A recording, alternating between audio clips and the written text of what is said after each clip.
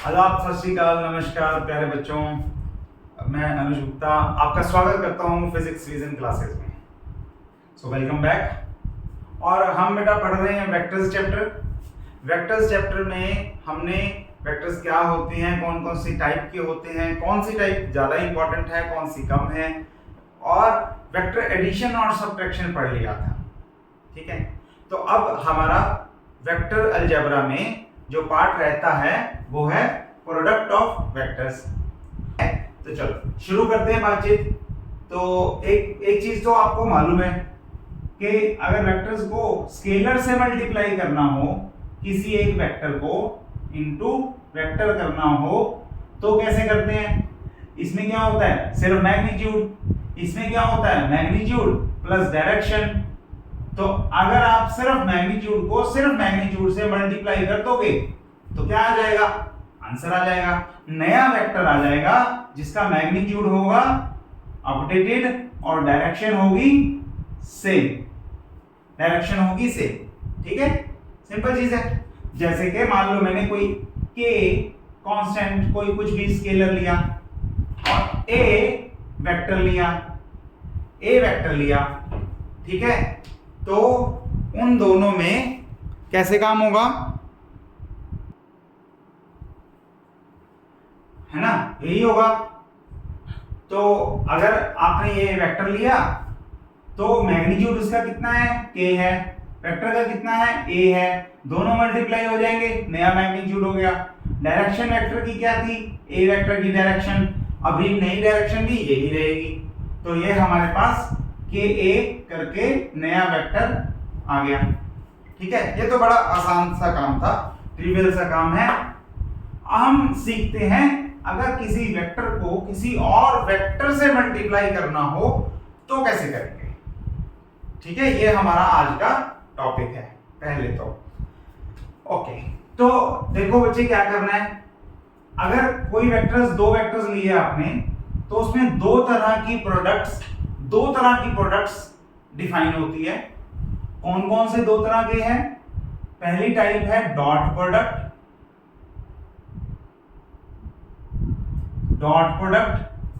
दूसरी टाइप है cross product. Cross नाम से ही क्लियर है, सिंबल तो क्लियर है। रिप्रेजेंट कैसे करेंगे?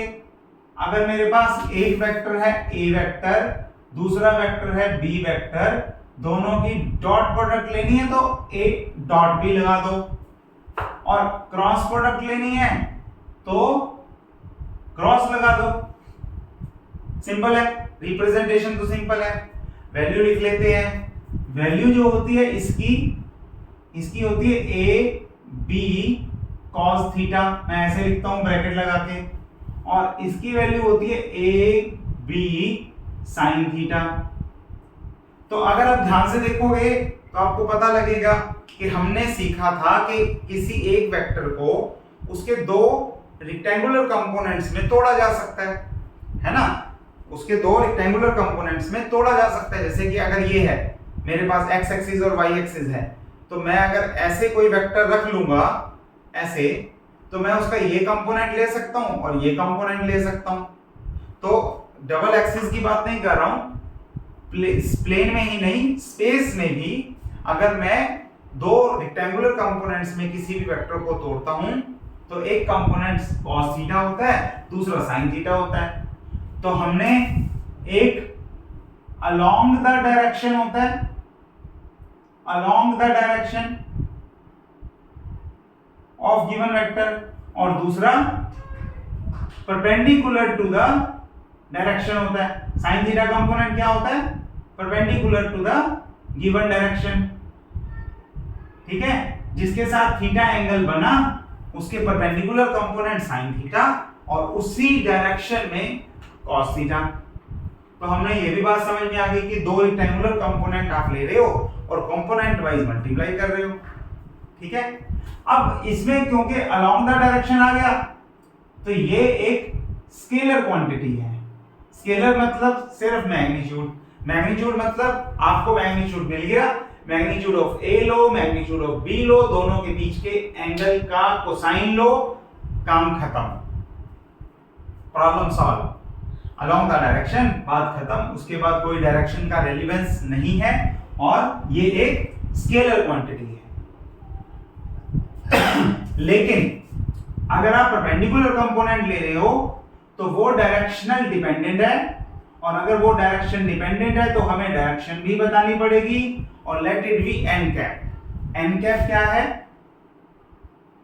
एन कैप क्या है? एन कैप, कैप से समझ ही गए होगे कि यूनिट वेक्टर है, ठीक है। यूनिट वेक्टर कैप लगाइए मतलब यूनिट वेक्टर है ना। और डायरेक्शन वैसे क्या होती है? दो वेक्टर्स की क्रॉस प्रोडक्ट की डायरेक्शन क्या होती है? रिजल्टेंट की। This is perpendicular to both the vectors, दोनों वेक्टर्स के परपेंडिकुलर, दोनों वेक्टर्स के परपेंडिकुलर होती है डायरेक्शन, ठीक है। और डायरेक्शन निकालते कैसे हैं? परपेंडिकुलर तो है, पर परपेंडिकुलर भी तो ऊपर है नीचे है, पॉजिटिव है नेगेटिव है, कैसे होगा? कैसे निकालते हो? उसके लिए दो रूल्स हैं। आप चाहे इसे राइट हैंड थंब रूल बोल दो,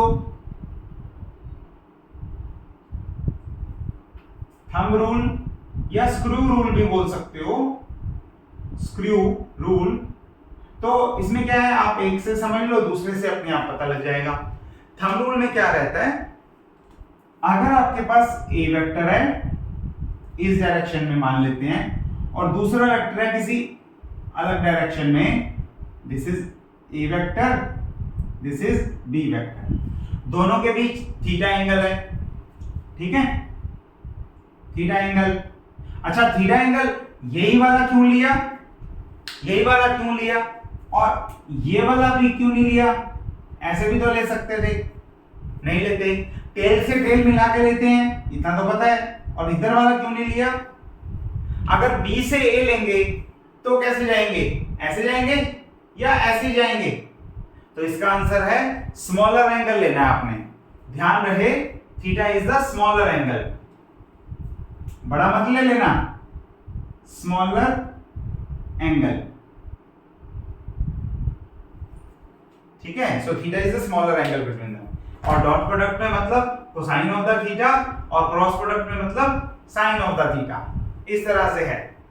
ओके, चलो आगे देखते हैं। तो अगर आप इसमें देखोगे तो यहां बी साइन थीटा कंपोनेंट है इस तरफ, है ना, इसके दो कंपोनेंट होंगे, एक इस तरफ एक इस तरफ।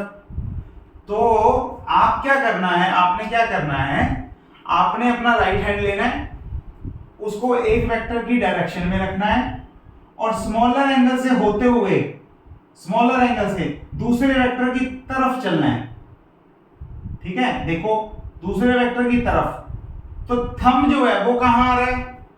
बाहर।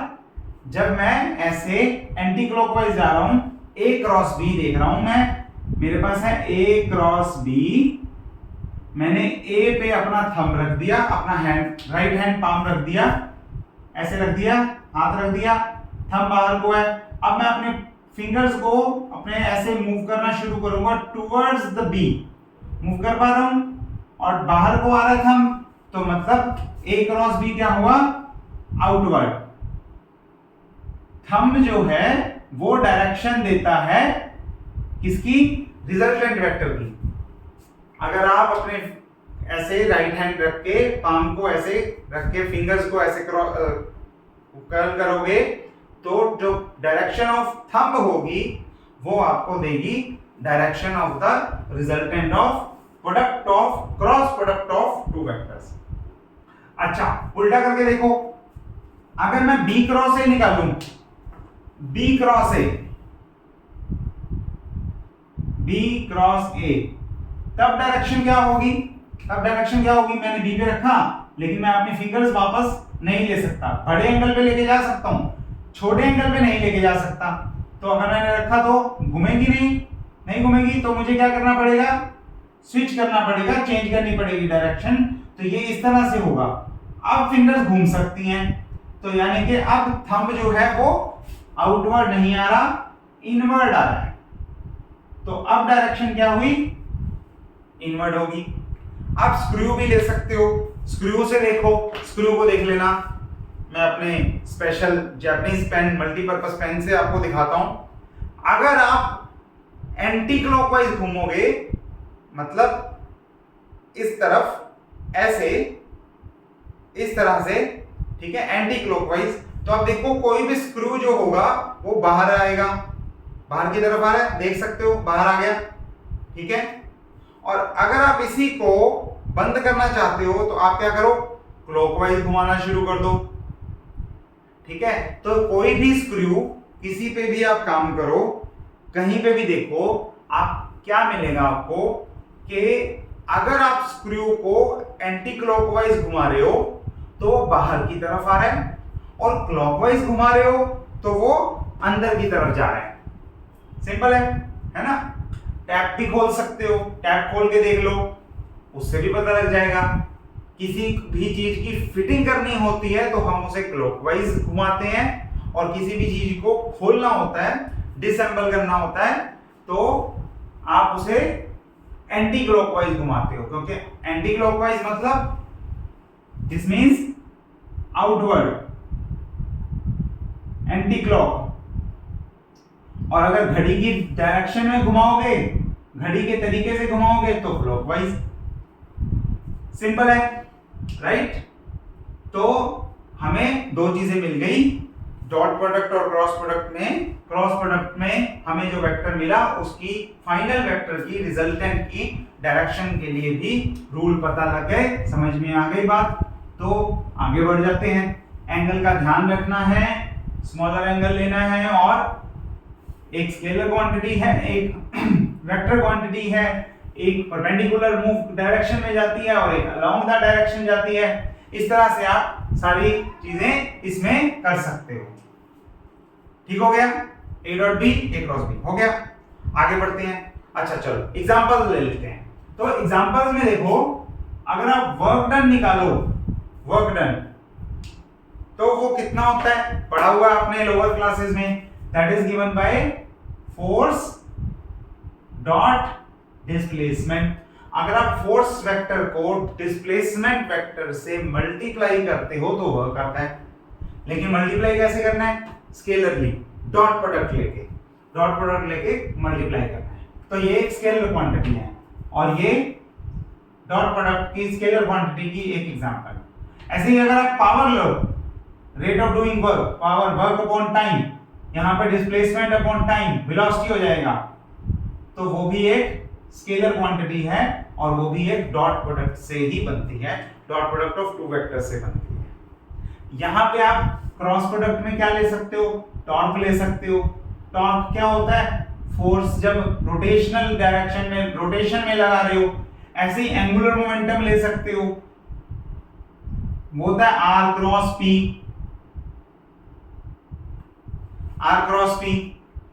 ये दोनों रोटेशनल इफेक्ट्स में देते हैं, क्रॉस प्रोडक्ट में देते हैं, इनका रिजल्टेंट होता है। अच्छा, इसमें ये टॉर्क जो है किस तरह का वेक्टर है, मैंने फर्स्ट लेक्चर में टाइप ऑफ वेक्टर्स में सिखाया था। किस तरह का वेक्टर है, किस तरह का है, एक एक्सियल वेक्टर है। एक्सियल वेक्टर मतलब जो इस तरह से रोटेशनल एक्सिस पे काम करते हैं, जिनका कोई फिक्स स्टार्टिंग पॉइंट नहीं होता, पोलर वेक्टर्स की तरह। ठीक हो गया, ओके। चल, तो अब हमारे बहुत ही प्यारे, अपने प्यारे प्यारे नन्हे नन्हे वेक्टर्स ले लेते हैं हम, और हम तीन वेक्टर्स लेंगे, आई कैप, जे कैप और के कैप। आपको मालूम है ये तीनों वेक्टर्स जो हैं ये क्या करते हैं, एक्स वाई जेड एक्सिस की तरफ, एक्स वाई जेड एक्सिस की तरफ जो है ये रिप्रेजेंट करते हैं यूनिट वेक्टर्स को। ठीक है, तो अगर मैं ये कोई कोऑर्डिनेट सिस्टम लूं, अगर मैं ये कोई कोऑर्डिनेट सिस्टम लूं जिसमें मेरे पास एक्स वाई जेड ऐसे मान लिया हमने, ठीक है, तो इसमें किसी भी वेक्टर की डायरेक्शन में, मान लो मैं एक्स एक्सिस के अलोंग ये एक सिंगल वेक्टर ले लूं ऐसे, जिसका मैग्नीट्यूड कितना हो, 1 हो, तो इसे हम क्या बोल देंगे, आई कैप। अगर इसी को मैं वाई एक्सिस में ले लूं या जेड एक्सिस में ले लूं तो इसे हम बोल देंगे, यस, y एक्सिस में j कैप और z एक्सिस में k कैप। तो इस तरह से हम यूनिट वेक्टर्स को लिया था हमने और बात भी की थी कि ये बहुत ही इंपॉर्टेंट है। तो अब हम इन्हीं वेक्टर्स को मानते हैं। Let us assume this is our first vector and this is our second vector. या ये फर्स्ट हो गया, ये सेकंड हो गया, या ये सेकंड हो गया, ये फर्स्ट हो गया। इस तरह से अगर आप प्रोडक्ट्स देखोगे इन वेक्टर्स की तो क्या आएगी वो निकालते हैं। चलो तो देखो डॉट प्रोडक्ट देखते हैं। सबसे पहले कॉम्बिनेशन क्या क्या बनेंगे, i dot j, i dot k, ये बनेंगे। 3 कॉम्बिनेशन बना लेते हैं पहले i के। तो i का मैग्नीट्यूड 1, दूसरे i का मैग्नीट्यूड 1, राइट, ए बी, और दोनों के बीच एंगल कितना है, कितना एंगल है दोनों के बीच, देखो एंगल दोनों के बीच कितना है, इन दोनों के बीच में भी 90, इन दोनों के बीच में भी 90 और इन दोनों के बीच में भी 90। तो सभी के एंगल बीच में कितना एंगल है, 90 degree, that is cos. Okay, i और i के बीच में कितना एंगल है, 0, वो तो सेम लाइन है।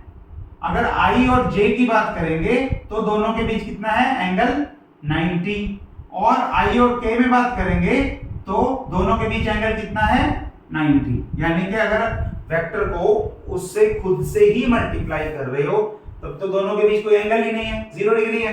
बाकी दोनों केसेस में 90 डिग्री है। अच्छा, यहां पे कैसे लिखेंगे, यहां पे भी ऐसे ही लिखेंगे, i क्रॉस j और दूसरा वेक्टर हो जाएगा i क्रॉस i, पहला वेक्टर हो जाएगा i क्रॉस i, फिर हो जाएगा i क्रॉस j और फिर हो जाएगा i क्रॉस k। तो रिजल्टेंट क्या आएगा, यहां पे भी a का मैग्नीट्यूड, b का magnitude, sine of the angle between them and direction which is perpendicular to both. ऐसे ही एक का मैग्नीट्यूड, दूसरे का मैग्नीट्यूड, दोनों के बीच के एंगल का साइन डिग्री और direction which is perpendicular to both.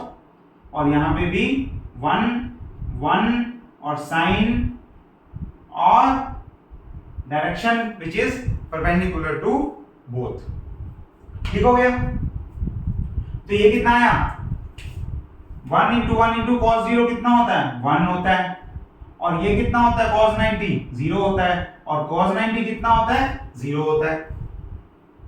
ठीक हो गया। अब यहां पे देखो साइन 0 कितना होता है, 0 होता है, तो इसे छोड़ देंगे हम, this is equal to 0। Sine 90 1 into 1 into 1 क्या बचा, सिर्फ डायरेक्शन। और ऐसी कौन सी डायरेक्शन है जो i और j दोनों के परपेंडिकुलर है, i और j दोनों के परपेंडिकुलर है। तो ये देखते हैं हम, एक बार मैं आपको इसे i और इसे j मान के बता देता हूं। वैसे हम एक्सिस चेंज करते हैं, राइट हैंडेड सिस्टम में लेते हैं, वो भी समझेंगे। तो अगर आप i से j की तरफ जा रहे हो, i से j की तरफ जा रहे हो, तो k क्या हो गया, बाहर पॉजिटिव डायरेक्शन है, तो ये हो गया हमारे पास k, यानी कि z एक्सिस की तरफ आप पॉइंट करोगे और ये हो गया हमारे पास k वेक्टर पॉजिटिव। ठीक है। और अगला देखते हैं, अगले में क्या है, अगर आप i से k यानी कि यहां से यहां आ रहे हो, यहां से यहां, इससे रखो और मैं इसे घुमा देता हूं आपकी तरफ। ओके, तो ये देखो ऐसे करना पड़ेगा मुझे। अगर इस i से k की तरफ आना है तो मुझे हाथ ऐसे करना पड़ेगा, तब से ही घूमेगा, नहीं तो घूमने वाला नहीं है। तो ये हो गया डाउनवर्ड। डाउनवर्ड मतलब इसका नेगेटिव मतलब आपको क्या जाना है, किस डायरेक्शन में जाना है, j के ऑपोजिट, यानी कि minus of j। I hope clear हो गया होगा। देख लो आराम से, समझ लो क्या हो रहा है। इससे हम बहुत अच्छे रिजल्ट्स लिखने वाले हैं और जिन्हें यूज कर करके आप आगे के चैप्टर्स करने वाले हो। तो आराम से ध्यान से देख लो कि ये क्या चीज है। i को, j को, k को, इन तीनों वेक्टर्स को आपस में हमने डॉट प्रोडक्ट और क्रॉस प्रोडक्ट लिया है, और उससे कुछ रिजल्ट निकाले हैं। Finally if we will conclude this, यहां से जो फाइनल रिजल्ट्स निकालने वाले हैं हम, वो क्या होंगे, मैं वो लिख देता हूं। डॉट प्रोडक्ट में 3 बड़े बेहतरीन रिजल्ट्स आएंगे जिन्हें हम बहुत ज्यादा यूज करने वाले हैं और उससे आगे का काम करने वाले हैं। तो डॉट प्रोडक्ट में रिजल्ट आएगा कि अगर आप किसी वेक्टर को उसी वेक्टर से खुद से मल्टीप्लाई करते हो, यूनिट वेक्टर ले रहा हूं फिलहाल मैं, जो कि बहुत इंपॉर्टेंट है, तीनों ले लिए मैंने, आई को खुद से करो, जे को भी खुद से कर लो, के को भी खुद से कर लो, तो आंसर आने वाला है 1। लेकिन अगर आप एक वेक्टर को किसी भी और दूसरे यूनिट वेक्टर से, एक यूनिट वेक्टर को किसी भी और दूसरे यूनिट वेक्टर से मल्टीप्लाई करते हो तो क्या आएगा, 0। और ये कम्यूटेटिव है। कम्यूटेटिव मतलब आप चाहे i डॉट जे लिखो या j डॉट i लिखो, रिजल्ट पे कोई फर्क नहीं पड़ने वाला। क्यों? क्योंकि ये स्केलर क्वांटिटी है। तो चाहे आप इसे पहले लिख लो, चाहे इसे पहले लिख लो, कोई फर्क नहीं। चाहे j पहले लिख लो, चाहे k पहले लिख लो, चाहे i पहले लिख लो, चाहे k पहले लिख लो, result will be the same. क्यों? क्योंकि स्केलर क्वांटिटी है, डायरेक्शन का फर्क नहीं पड़ता है, किस तरफ जाना है किस तरफ नहीं जाना है, कोई फर्क नहीं पड़ता है। अब वेक्टर की बात कर लेते हैं, क्रॉस प्रोडक्ट की बात कर लेते हैं। तो इसमें अगर आप किसी वेक्टर को खुद से मल्टीप्लाई करोगे, खुद से, वो कुछ नहीं देगा, उसको उसी की तरफ घुमाई जा रहे हो, आप घुमाई जा रहे हो, किसी और की तरफ चलो ना, घुमाना ही है तो खुद को क्यों घुमाना है, किसी और को घुमाओ, 0 रिजल्ट। ओके, लेकिन अगर आप सही तरीके से चलोगे तो रिजल्ट मिलेंगे। i क्रॉस j क्या होगा, k, j क्रॉस k क्या होगा, i, ऑर्डर फॉलो करना है, k क्रॉस i क्या होगा, j। ठीक है, अब उल्टा देखो, अगर आप y पहले लिख दोगे, x बाद में लिखोगे तो माइनस हो जाएगा रिजल्ट z का। अगर आप z पहले लिख दोगे, y बाद में लिखोगे तो रिजल्ट हो जाएगा x का माइनस। और अगर आप x पहले लिखोगे z से तो क्या हो जाएगा, minus of j, minus of y। ठीक है, तो इस तरह से इसके रिजल्ट्स आ गए हैं। तो ऑर्डर हमेशा ये है, पहले x, फिर y, फिर z और फिर दोबारा से x। अगर इससे पीछे जाना है तो z, x से पहले कौन है, z, x के बाद कौन है, y, y से पहले x, y के बाद z, z से पहले y, z के बाद x। तो ये ऑर्डर आप इस तरह से फॉलो कर सकते हो।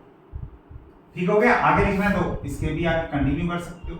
तो यहां पे मैं लिखूं, अगर दिस इज i कैप के बाद j, j के बाद k, k के बाद फिर i, i के बाद फिर j, क्योंकि वो गोल गोल घूम रहे हैं एक पर्टिकुलर डायरेक्शन में। तो जिसमें ये रूल फॉलो होते हैं कि आप x से y की तरफ जा रहे हो तो प्लस z, y से z जा रहे हो तो प्लस x, z से x जा रहे हो तो प्लस y। यानी कि अगर आप इस डायरेक्शन में जा रहे हो तो ये प्लस, इस डायरेक्शन में जा रहे हो तो प्लस, ये क्या होगा प्लस z, ये क्या हो गया प्लस x, ये क्या हो गया प्लस y। उलट डायरेक्शन में आ रहे हो तो माइनस। उस तरह के सिस्टम को बोलते हैं right handed system, right handed system. तो जो मैंने आपको बताया था कि 3 डायमेंशनल में कैसे लिखते हैं, 3 डायमेंशनल स्पेस में, मतलब आप जो है जनरली हम अगर 2 एक्सिस मानेंगे तो हम लिखेंगे ये हमारा x है, ये हमारा y है। लेकिन जैसे ही हम 3 डायमेंशनल लेते हैं, 3 डायमेंशनल लेते हैं, हम बोलते हैं, बुक्स में बनाओगे भी आप, कि ये y है, ये z है और ये x है। तो जब आप बुक्स में, जब आप नोटबुक्स में अपने सिस्टम बनाओगे तो आप बनाओगे कुछ इस तरह से। यहां पे बना रहा हूं, देखो बीच में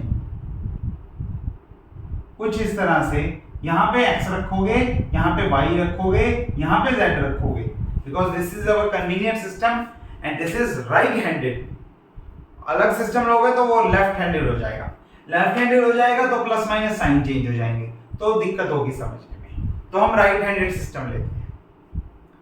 ठीक है, चेक कर लो, पहुंच गए यहां तक सारे। अब इन रिजल्ट्स को यूज करके हम अपना आंसर निकालने वाले हैं। तो मैं इसे इरेज कर देता हूं और इसके आगे हम काम शुरू कर लेते हैं। बताओ भाई, कोई दिक्कत है तो बता दो। बताओगे कैसे? कमेंट कर देना। ओके चलो ठीक है, तो हम आगे बढ़ते हैं। रिजल्ट्स आपको यह याद हो गए होंगे, मैं अब आगे बताता हूं रिजल्ट्स और हम देखते हैं कि क्या क्या हो सकता है। तो अगर हम किसी वेक्टर को, let us take a vector A और दूसरा वेक्टर ले लेंगे बी, कैसे लिखते हैं हम वेक्टर्स को कैसे लिखते हैं? ए वेक्टर को मैं लिखूंगा ए एक्स आई कैप प्लस बी ए वाई, गलती से मिस्टेक हो गया, हमने ठीक कर ली, ए जेड के कैप। और कोई बी वेक्टर को कैसे लिखूंगा? उसे भी ऐसे ले लेता हूं, उसके 3 कंपोनेंट्स ले लेता हूं, along X axis, along Y axis and along Z axis. ठीक है, 3 कंपोनेंट्स ले लिए। अब हमें लेनी है प्रोडक्ट, तो पहले मैं लिखता हूं ए डॉट बी, और इस बार हम थीटा एंगल हमें नहीं पता, तो हम पूरी प्रोडक्ट करके देखते हैं अपने पुराने बच्चों वाले तरीके से, जो छोटे होते करते थे जैसे, वैसे देखते हैं क्या आएगा। ए वाई जे कैप प्लस ए जेड के कैप, और बीच में डॉट प्रोडक्ट लगा दो, और ये हो जाएगा बी एक्स आई कैप प्लस बी वाई जे कैप प्लस बी जेड के कैप। हो गया, ये सिंपल था। अब एक एक को एक एक से मल्टीप्लाई करो, तो ax को सभी से मल्टीप्लाई करो, क्या आएगा? ax bx बाहर, क्योंकि ये दो नंबर्स हैं, ये तो सिर्फ मैग्नीट्यूड स्केलर्स हैं, तो अंदर क्या होगा? i with i, dot product किस किस की होगी? i विद i, और दूसरी टर्म लोगे आप ax विद by, तो हो जाएगा ax by, और अब डॉट प्रोडक्ट किस किस की आएगी? i डॉट j की, और प्लस अगला होगा ax with bz, ax with bz, तो i डॉट k हो जाएगा। ठीक हो गया? ऐसे ही वैसे देखो, जब ऐसे लिखोगे बाकी के फैक्टर्स भी, तो अब मैं ay को लिखूंगा bx के साथ, ay को लिखूंगा by के साथ, और ay को लिखूंगा bz के साथ। ठीक है, और यहां पे क्या आएंगे? यहां पे फिर से वही ay में j कैप है ना, तो j cap dot i cap, plus यहां पे होगा j cap dot j cap, plus यहां पे होगा j cap dot k cap. समझते रहो, लॉजिक भी समझ में आएंगे, काम करना भी समझ में आएगा। प्लस अब मैं लिखूंगा az कंपोनेंट किसके साथ? bx के साथ, az कंपोनेंट by के साथ, और az कंपोनेंट bz के साथ, प्लस प्लस कर देंगे। यहां पे क्या आएगा बताओ? यहां पे क्या आएगा?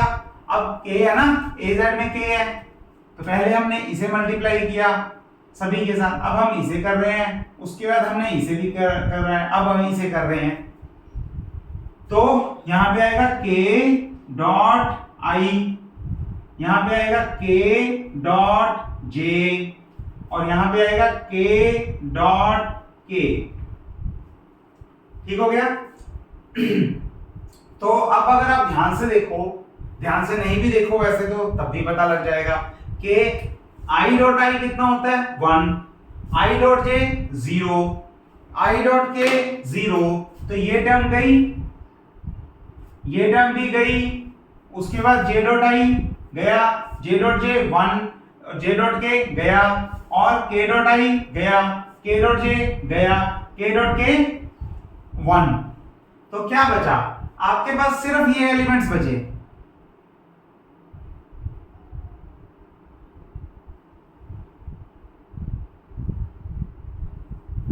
देखो, सिर्फ डायगोनल एलिमेंट्स, जिनमें दोनों XX, दोनों YY, दोनों ZZ, डायरेक्शन इंडिपेंडेंट, स्केलर और कुछ नहीं, दोनों एक ही डायरेक्शन में है, दोनों XX, दोनों YY, दोनों ZZ। ये कंपोनेंट्स जो हैं, ये मैग्नीट्यूड्स जो हैं, ये आपको देते हैं डॉट प्रोडक्ट की value. Just add these three, कहानी खत्म। क्या बन जाएगा? ये क्या बन जाएगा? ये रिजल्ट आ जाएगा आपके पास AX BX plus AY BY plus AZ BZ। बात खत्म। तीन वेक्टर्स, दो वेक्टर्स दिए हुए हैं, तीन तीन कंपोनेंट्स हैं। I के कंपोनेंट को I के कंपोनेंट से मल्टीप्लाई कर दो, J पार्ट को J से, K को K से, तीनों को सम करो, आपकी डॉट प्रोडक्ट आपके सामने है, आपकी डॉट प्रोडक्ट आपके हाथ में है। क्लियर हो गया? एक बार और समझाऊंगा, एक बार और समझाऊंगा, लेकिन एक बार के लिए मैं इसे बीच बीच में जो कलाकारियां हैं इन्हें मैं इरेज कर देता हूं और इन्हें इरेज करके हम अपना रिजल्ट निकाल लेंगे अगले के लिए। और अगली चीज क्या है हमारे पास? अगली चीज है हमारे पास cross product of two vectors. Cross product, चलो इसे पढ़ा रहने दो। Cross product of two vectors. तो अब देखो क्या होगा, क्रॉस प्रोडक्ट में यहां पे क्रॉस है तो बीच में डॉट की जगह क्रॉस लगाओगे, फिर यहां पे भी I cross I, I cross J, I cross K, J cross I, J cross J, J cross K, K cross I, K cross J और K क्रॉस K आएगा। ठीक है? अब इसमें और ब्यूटीफुली आप देख सकते हो, इसमें खूबसूरत चीज क्या है कि पहले जो नॉन जीरो कंपोनेंट्स थे I dot I, J dot J, K dot K, अब वो I cross I, J cross J, K cross K, वही तीनों कंपोनेंट्स जीरो हैं। वही तीन कंपोनेंट्स जो पहले नॉन जीरो थे, अब वही तीन कंपोनेंट्स जीरो हैं और बाकी सब नॉन जीरो है कि नहीं? राइट? तो ये कंपोनेंट गया, ये कंपोनेंट गया और ये कंपोनेंट गया, तो अब क्या मिलेगा? अब एक और चीज देखो, यहां पे हमारे पास है क्रॉस K, K क्या है? वो क्या है? Positive. I cross J is positive K। और यहां पे क्या है? यहां पे क्या है? माइनस K, क्योंकि J cross I order change, J से I की तरफ जा रहे हो, उल्टा जा रहे हो, नेगेटिव हो जाएगा, तो ये हो जाएगा माइनस K। ऐसे ही यहां पे माइनस J, नहीं, K cross I is J और I cross K is minus J, J cross K is I और K cross J is minus I। तो तीन कंपोनेंट आएंगे प्लस वाले, plus I cap plus J cap plus K cap. तीन component आएंगे minus वाले, minus I cap, minus J cap, minus K cap. तीन plus, तीन माइनस। क्लियर हुई बात? बात समझ में आ गई? तो टोटल 9 कंपोनेंट्स हैं। अब मैं इसे और एक अलग तरीके से सिखाता हूं और वहां से आपको पिक्चर और ज्यादा क्लियर हो जाएगी। और क्रॉस प्रोडक्ट कैसे निकालनी है, डॉट प्रोडक्ट कैसे निकालनी है, वो तो कर ही लेंगे मैथमेटिकली क्वेश्चंस में अभी हम।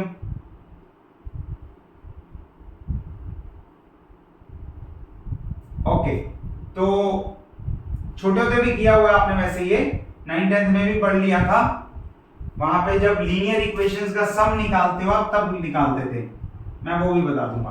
तो ये हमारे पास एक मैट्रिक्स हो गया, ऐसे मैंने लिख दिया। सिर्फ 9 के 9 कंपोनेंट्स लिखे हैं, सिर्फ 9 के 9 कंपोनेंट्स लिखे हैं और कुछ नहीं लिखा।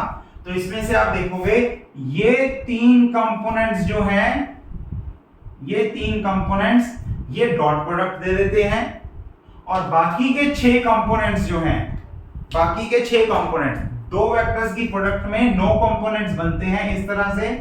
और ये तीन जो एक दूसरे के प्लस माइनस में है, एक में प्लस आई आता है, दूसरे में माइनस आई आता है। ये दोनों तीनों क्या दे देते हैं, तीन कंपोनेंट्स, और ये तीन कंपोनेंट्स क्रॉस प्रोडक्ट, और ये तीन जो दे देते हैं वो दे देते हैं हमें डॉट प्रोडक्ट। बात पता लग गई? ठीक है, बात पता लग गई। अब क्वेश्चन करते हैं, चलो अच्छे से समझते हैं क्वेश्चन को ही, और उससे आपको आइडिया और क्लियर हो जाएगा कि दो वेक्टर्स दिए हुए हों तो उनकी डॉट प्रोडक्ट कैसे निकालनी है और क्रॉस प्रोडक्ट कैसे निकालनी है। तो चलो हम करते हैं शुरू, फोर्स लेके शुरू करते हैं हम। मान लो ये हमारा कंपोनेंट कोई फोर्स वेक्टर है, और क्या करें, यहां से ले लें, फोर्स ले लिया, कितना लें, let's say 7i cap plus 2j cap minus 3k cap. ये सिंपल सा क्वेश्चन ले रहे हैं हम एक, और मैं एक डिस्टेंस ले लेता हूं, 2i कैप प्लस नहीं minus j cap plus k cap. ये मैंने एक सिंपल सा डिस्टेंस ले लिया, ठीक है। तो पहले डॉट प्रोडक्ट देखते हैं, बड़ी आसान है। डॉट प्रोडक्ट क्या होगी, let's say w is equal to dot product of two vectors, dot product of two vectors. देखो क्या होगी, हमें क्या करना है, डॉट प्रोडक्ट क्या थी, डॉट प्रोडक्ट थी पहले x कंपोनेंट को मैं f से लिख देता हूं, x कंपोनेंट को दूसरे के x कंपोनेंट से प्लस पहले के y कंपोनेंट को दूसरे के y कंपोनेंट से प्लस पहले के z कंपोनेंट को दूसरे के z कंपोनेंट से मल्टीप्लाई करके ऐड कर दो, ठीक हो गया। तो fx कितना है, 7 है, और sx कितना है, 2 है। अब स्केलर है, अब जैसे मर्जी लिख लो, चाहे बीच में डॉट लगाओ चाहे क्रॉस लगाओ, स्केलर है, कोई फर्क नहीं पड़ता। तो ये हो गया 7 इंटू 2 प्लस अगला कंपोनेंट fy कितना है, fy कितना है, fy है प्लस 2, राइट, प्लस 2 है, तो यहां पे लिख लो 2, और sy कितना है, -1, तो ये हो गया -1, ओके, प्लस fz कितना है, -3, और इनटू क्या करोगे, 1, तो ये हो गया थर्ड कंपोनेंट, ठीक है। और टोटल करोगे कितना आएगा, दिस इज 14, और ये हो जाएगा -2, और ये हो जाएगा -3, तो 14 - 2 - 3 मतलब 9, तो स्केलर हमारा वर्क डन कितना हुआ, 9 जूल का वर्क डन हो गया। बड़ा सिंपल सा काम है, देखो, ठीक है, आराम से कर लो, समझ लो। कभी भी डॉट प्रोडक्ट आए, दो वेक्टर्स आए, आपको सिंपली यही काम करना है कि x कंपोनेंट को x के साथ, y को y के साथ, z को z के साथ मल्टीप्लाई करो, सम करो, और बात खत्म, ठीक है। पॉजिटिव नेगेटिव ऊपर नीचे जो आता है आने दो, कोई दिक्कत वाली बात नहीं है, आपका रिजल्ट आपके पास में है, ठीक हो गया।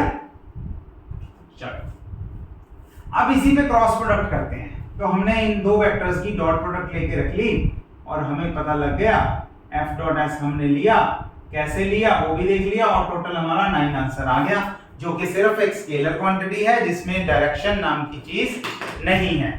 अब मैं इसी क्वेश्चन को दोबारा से करवाता हूं, और इस बार मैं इसे इस क्वांटिटी को r लिख देता हूं, r। तो अब हमें मिल जाएगा, r से हम क्वांटिटी बनाएंगे टॉर्क, और वो होगी r क्रॉस f। और इसमें मैटर करता है कि आप r पहले लिख रहे हो कि 5f पहले लिख रहे हो, ठीक है। ऑर्डर कहां पे मैटर करता है, कहां पे नहीं, वो आपने देखना है। जैसे मैं मान लो मैं बोलूं आई नीड एप्पल 14, तो उसकी कॉस्ट क्या होगी,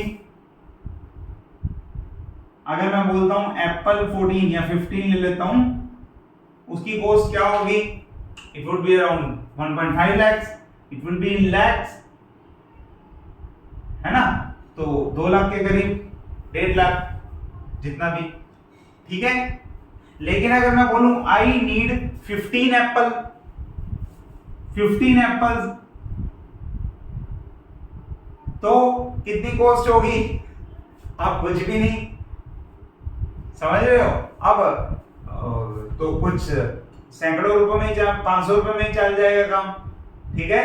अब तो इतने में ही बात बन जाएगी, तो कोई दिक्कत वाली बात नहीं है, ठीक है। तो फर्क पड़ता है कि कहां पे आपको पहले क्या लिखना है, बाद में क्या लिखना है, मैटर करता है, कहां पे ये मैटर नहीं करता।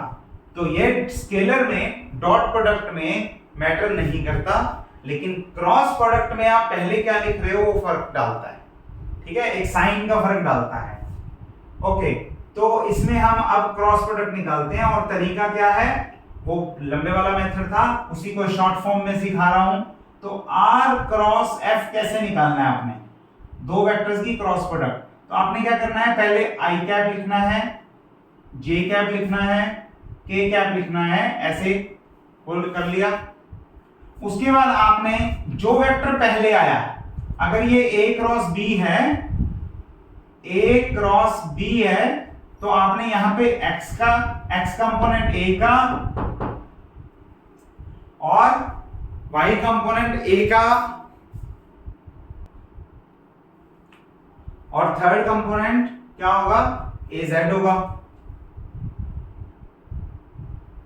और ऐसे ही दूसरे वेक्टर के भी तीनों कंपोनेंट्स लिख लो, B X B Y B Z, ठीक है, कंपोनेंट्स लिख लिए। अब क्या करना है, ध्यान से देखना, जब आप आई कैप लिखने वाले हो, सबसे पहले कंपोनेंट लिखोगे आई कैप, वेक्टर है ना, वेक्टर है तो तीनों कंपोनेंट्स लिखने पड़ेंगे, और आप सबसे पहले लिखो आई कैप। आई कैप में ये वाली लाइन छोड़ दो, ये वाली लाइन छोड़ दो जो आई कैप को कट कर रहा है जैसे, ठीक। बाकी क्या बचा, चार कंपोनेंट्स, ए वाई बी जेड, ए जेड बी वाई। अब यहां से करो प्रोडक्ट, याद रखना टॉप लेफ्ट, टॉप लेफ्ट से स्टार्ट करना है आपने, टॉप लेफ्ट से, टॉप लेफ्ट से स्टार्ट करो। कौन है, ए वाई, तो ये ले लो ए वाई बी जेड। अब लगाओ माइनस, और फिर इन दोनों को मल्टीप्लाई कर दो, ये हो जाएगा बी वाई ए जेड।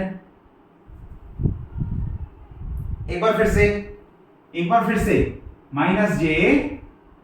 अब क्या करोगे, ये वाली लाइन छोड़ोगे और इन दोनों लाइंस को काउंट करोगे, बाकी दो लाइंस बच गई। तो अब जो होगा that will be this one,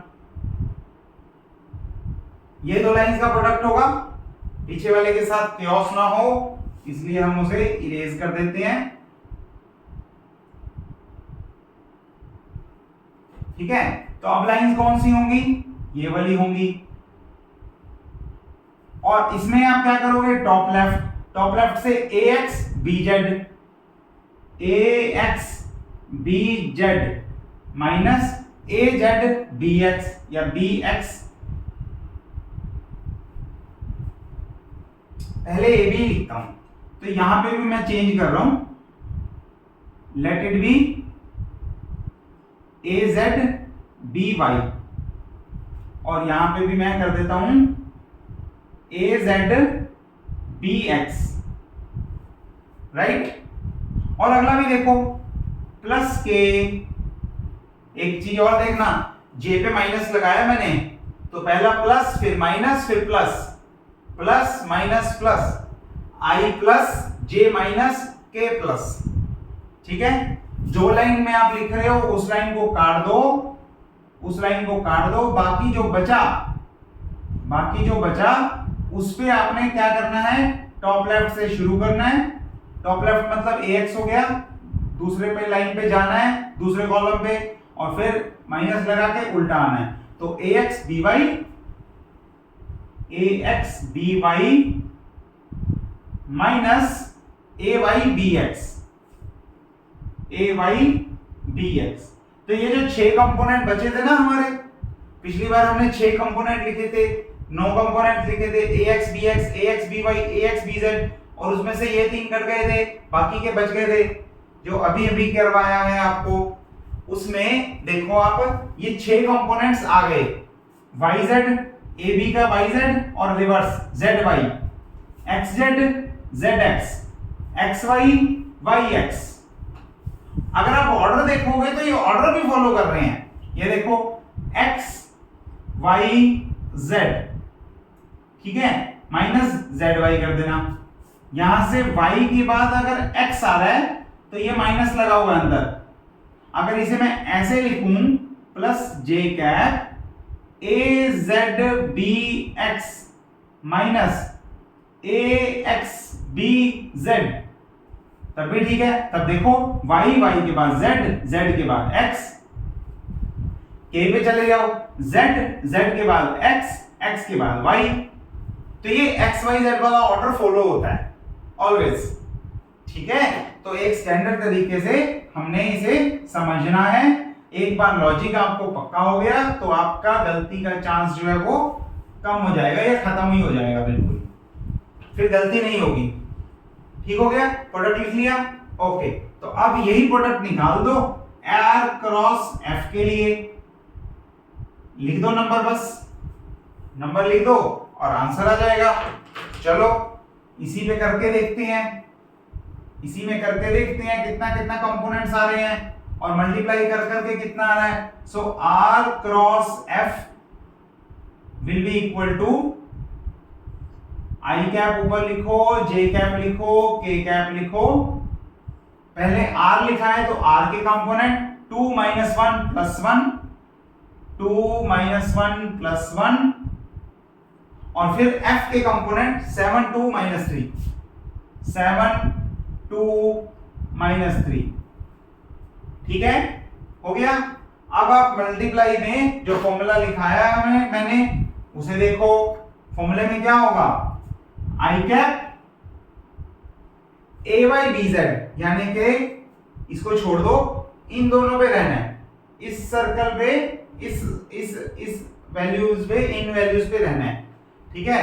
तो मल्टीप्लाई करो, कितना आएगा, AY इंटू BZ, मतलब यहां से यहां कितना हो गया, -1 - 3 मतलब +3, मल्टीप्लाई हो गए। उसके बाद माइनस 2 इंटू 1 यानी कि +2। ये हो गया हमारा पहला कंपोनेंट I का। फिर आप लगाओ -j। अब आपका बॉक्स जो है वो चेंज हो जाएगा। बॉक्स जो है वो ये नहीं है, अब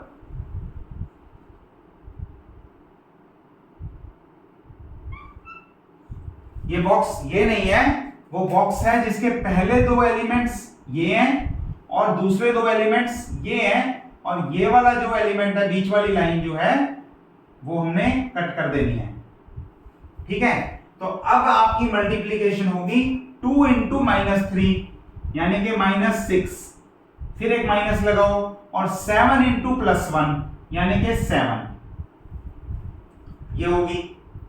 और लास्ट कंपोनेंट, अगर यहां तक पहुंच गए हो तो बस हो गया है काम। लास्ट कंपोनेंट में क्या करोगे, ये वाली लाइन तो लिखी रहेगी, ये आप इसे इरेज कर दो, ये वाली लाइन तो ठीक ही रहेगी, -1 और 2 वाली, और ये वाली लाइन कट जाएगी। तो अब आपका जो बॉक्स है वो ये वाला हो गया,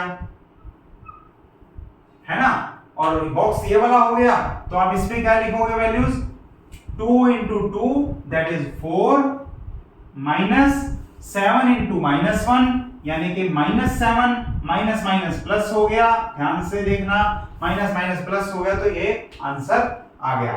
वेक्टर क्या बन गया हमारा, वेक्टर बन गया हमारा I कैप -6 - 7 इज -13, और -13 को -1 से मल्टीप्लाई करेंगे तो ये +13j हो जाएगा, और लास्ट 7 + 4 मतलब 11, तो ये हो जाएगा 11k।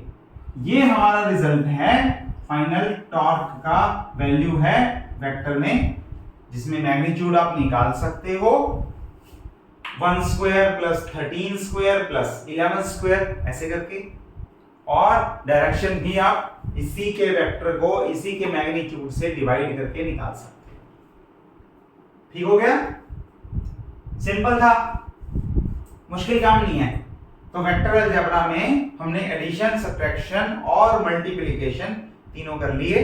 मल्टीप्लिकेशन थोड़ा सा लंबा है बाकियों के कंपैरिजन में, इसीलिए इंपॉर्टेंट भी इसका बहुत इंपॉर्टेंस है।